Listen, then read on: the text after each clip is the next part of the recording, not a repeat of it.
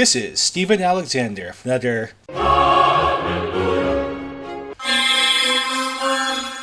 book review.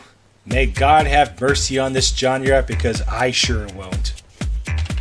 Once more this year, I enter a supernatural funk as I wade into the morass that is Christian fantasy.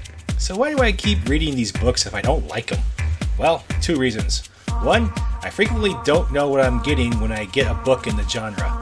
Two, the books I've gotten from BSFS members tend to be better written than this useless dreck. Today's book is Angel Crush by Violette Meier, and we're going to find out if it's better in the competition like Left Behind.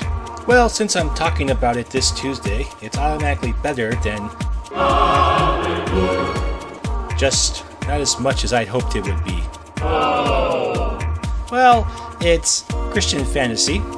Seriously, what were you expecting from such cretinous drivel? Interesting faith-based inspirational material!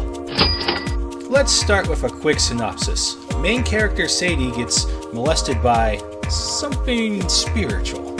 After the next molestation, we find out it is Turiel, an angel? A fallen angel? A demon?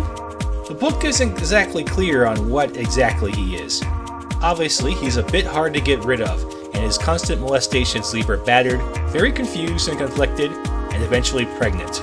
Her father is an expert on spirituality, and through his research they learn that she might be forced into having a child that will conquer the world. Can he convince her to abort the baby? Has she fallen under her sway? Her boyfriend is broken-hearted over everything and doesn't know what to do. Will he also fall under the sway of the fallen angel? Or will his best friend save him from disaster? Or maybe this is all a misunderstanding. After all, Christian mythology is as clear-cut and understandable as Star Trek lore, am I right? What did I like about the story? As much as I dislike the genre in this book in general, I must say that the author got three things right. 1. The ending was as shocking and nerve-wracking as any good supernatural horror novel I've ever read. I didn't expect such an on-point ending. It will send chills down your spine as good as any Omen movie. 2. While I disliked most of the characters, they weren't that bad. They weren't excessively preachy or Mary Sued or shiny knights of armor. Overall, they were all good people stuck in a situation far beyond their control, and they handled themselves really well without too much navel-gazing or pages upon pages of prayer. Not like it would have helped much anyway. 3.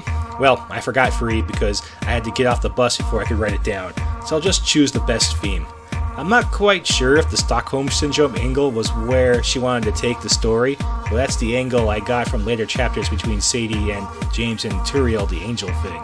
It was fascinating to watch them go from resistance to acceptance. What didn't I like about the story? It's Christian fantasy, so by default I already dislike it. You know this already about me, but I felt like this book left me an even greater distaste for the genre. The plot has some serious annoyances which I believe were put there to lead into a sequel. Yeah, there is a sequel. Don't know if there's a third book, but I don't care anymore at this phase. The main characters are a bit more sympathetic earlier in the book, but I stopped caring about them when they decided to go all in on Team Evil. Because it's Christian fantasy, the ending will almost always involve divine intervention. It certainly seemed like Sadie was too unwilling to take stronger action on the basis of this, so I was waiting for the God arrival. It never came in this novel, but since there's a sequel, I'm sure God will show up there anyway to save the day. Otherwise, it's not Christian fantasy, it's supernatural horror, a completely different genre. I'm saying that because it's in this genre, it's predictable muck, as patently expected as a Tucker Carlson racist rant on a Friday. Exactly what the readers come to expect in the genre. So, why should I care about the mesh of the story and the author? The author posing as God will do the heavy lifting anyway. Perhaps that's the message all along. If so, it's a message. My recommendation. Once again, I find myself issuing a split ruling to be fair.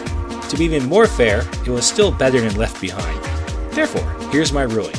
Because I'm not a fan of the genre in general, it gets a 2.5 out of 5 stars. That's still better than what I gave Left Behind. If you're a fan of the genre, I think you'll really like it, and based on my interpretation of the genre in general, I believe it deserves a score of 4.25 out of 5 stars. You won't love this as much as forced angel sex, but it will scare and inspire you just as well. I recommend this book for adults who can handle contemporary supernatural horror with a small dollop of the good book. Got any ideas, suggestions, or works for me to review? Leave a comment down below. Don't forget to like and subscribe. If you want to share a Christian fantasy book, don't. Just don't. I'm done with it for the rest of the year. In fact, after I'm done writing this, I'm going to shift anything in the genre to next year's queue. Maybe in a year I won't be as irritated. By the time you see and hear this, I'll be wrapping up my vacation. So next week's episode could be anything. Literally anything except Christian fantasy. Peace.